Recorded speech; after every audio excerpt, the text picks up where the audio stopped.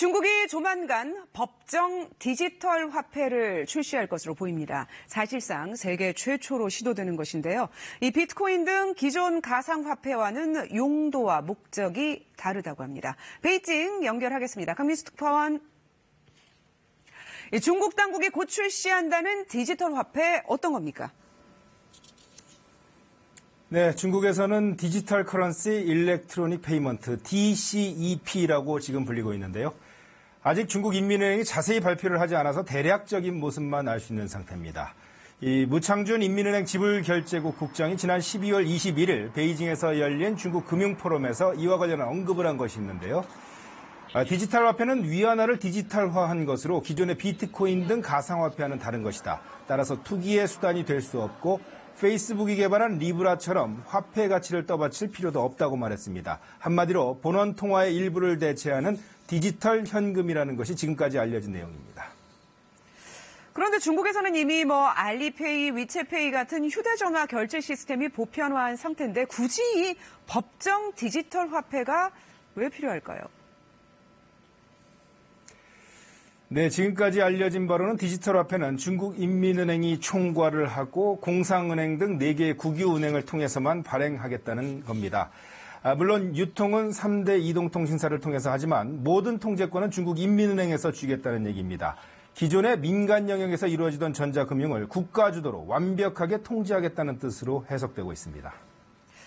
그런데 비트코인 등 블록체인 기술을 이용한 가상화폐의 목표 자체가 탈집중화, 탈중앙화인데 이 중국의 디지털 화폐는 정반대로 가는 거네요.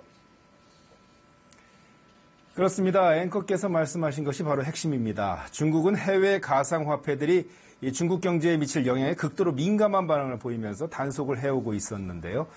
정부가 집중 관리할 수 있는 디지털 화폐를 통해서 자산의 해외 유출을 막고 또 검은 돈의 흐름을 원천 차단하겠다는 계획으로 보입니다.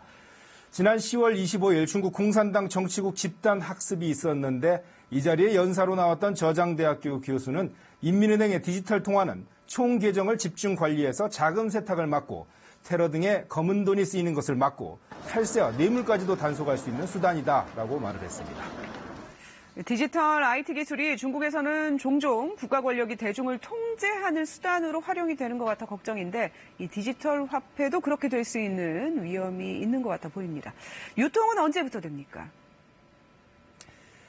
네, 중국은 비트코인 등 가상화폐가 주목받기 시작했던 지난 2014년부터 일찌감치 이 국가주도 디지털 화폐 개발에 착수한 것으로 전해지고 있습니다. 무려 5년 동안의 연구개발 끝에 출시를 하는 것인데 아마도 올해 초부터는 중국 선전 등 일부 지역을 대상으로 시범 유통이 실시될 것으로 보입니다. 10월이었죠. 지난해 이 시진핑 주석이 블록체인 기술의 혁신을 강조하는 언급을 해서 비트코인 가격이 치솟은 적이 있었는데 중국 당국의 가상화폐에 대한 정확한 입장이 뭡니까? 네, 중국 당국은 비트코인이나 이더리움 같은 가상화폐는 본질적으로 불법이라는 입장입니다. 지난 10월 말에 시진핑 주석이 발언이 잘못 전달돼서 가상화폐 가격이 폭등한 직후에 공산당 기관지 인민일보가 상황을 정리하는 경제 시평을 하나 올린 적이 있었는데요.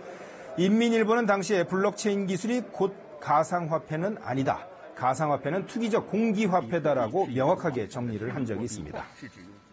그럼 이제 법정 디지털 화폐는 중국 당국의 주도로 이제 출시가 되는 거고 그 밖에 가상화폐 거래는 완전히 금지가 된 건가요? 그렇습니다. 이미 중국은 가상화폐를 개발해 자금을 끌어모으는 행위죠. 일종의 주식 상장과 같은 행위를 이 가상화폐 광풍이 불던 지난 2017년부터 전면 금지해오고 있습니다.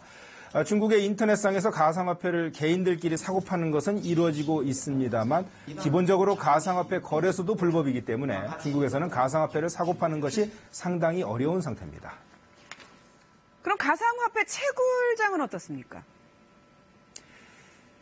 이 가상화폐 채굴장에 대한 중국 당국의 정책은 좀 오락가락하는 면이 있습니다. 기본적으로 채굴장도 중국 정부는 탐탁치 않게 생각하고 있지만 이 가상화폐 채굴장은 실물 경제와 무관하고 또 전기를 엄청나게 사용을 하면서도 이 빅데이터 기업으로 포장이 돼서 전기요금과 세금 등의 우대를 받는 곳이 많다.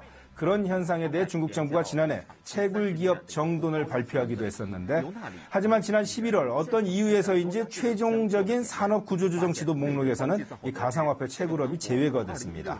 전 세계 가상화폐 채굴의 7, 80% 정도가 중국에서 이루어지고 있다는 점을 감안하면 중국의 채굴업 금지는 이 가상화폐 시장에 엄청난 임팩트, 영향을 줄 수 있는 사안이었는데 중국 당국이 이 부분에 대해서는 좀 이해하기 힘든 입장을 보이고 있어서 배경에 의문이 제기되기도 하는 상황입니다. 지금까지 베이징에서 전해드렸습니다.